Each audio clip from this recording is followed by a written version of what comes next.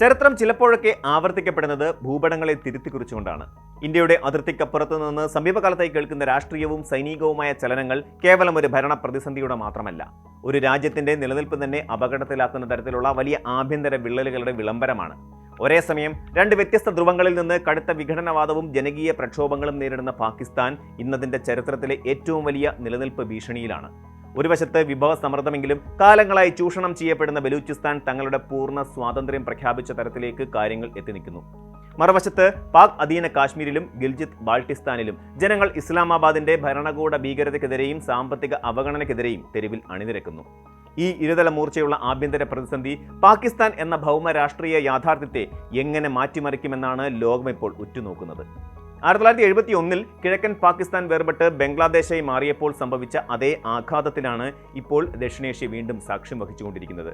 പാകിസ്ഥാന്റെ ഏറ്റവും വലിയ പ്രവിശ്യയും വിഭവ സമൃദ്ധവുമായ ബലൂചിസ്ഥാൻ തങ്ങളുടെ സ്വാതന്ത്ര്യം പ്രഖ്യാപിച്ച വാർത്തകൾ പുറത്തു വരുമ്പോൾ അത് കേവലം ഒരു പ്രാദേശിക കലാപത്തിന്റെ ഒച്ചപ്പാടല്ല, മറിച്ച് പതിറ്റാണ്ടുകളായി പുകഞ്ഞുകൊണ്ടിരുന്ന ഒരു അഗ്നിപർവ്വതത്തിന്റെ വലിയൊരു സ്ഫോടനമാണ്.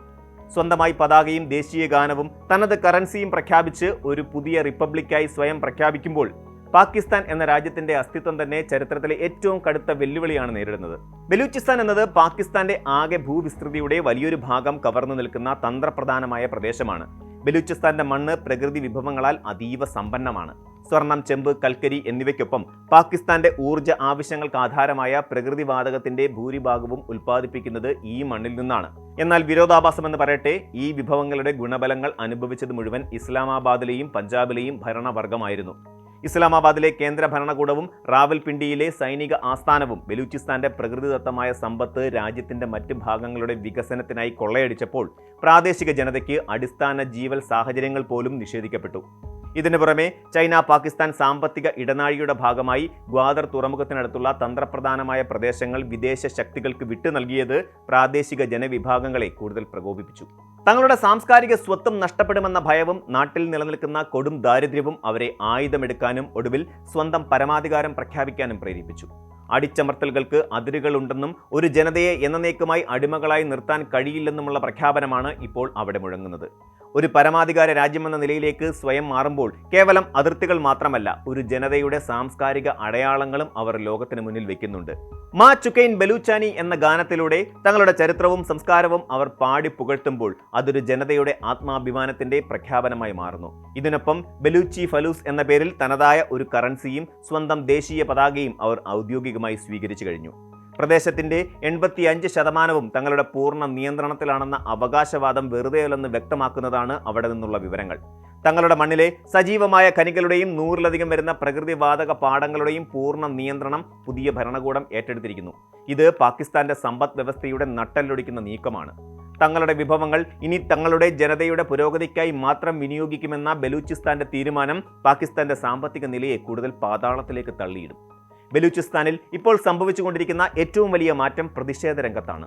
കേവലം ഏതാനും വിമത ഗ്രൂപ്പുകളുടെ പോരാട്ടത്തിനപ്പുറം പാക് സൈന്യത്തിലും പോലീസിലും അതിർത്തി രക്ഷാസേനയിലും സേവനമനുഷ്ഠിച്ചിരുന്ന വലിയൊരു വിഭാഗം ബലൂച്ച്, പഷ്തൂൺ വിഭാഗക്കാർ കൂട്ടത്തോടെ തങ്ങളുടെ പദവികൾ രാജിവെച്ച് മാതൃരാജ്യത്തിന്റെ സംരക്ഷണത്തിനായി രംഗത്തിറങ്ങിയിരിക്കുന്നു.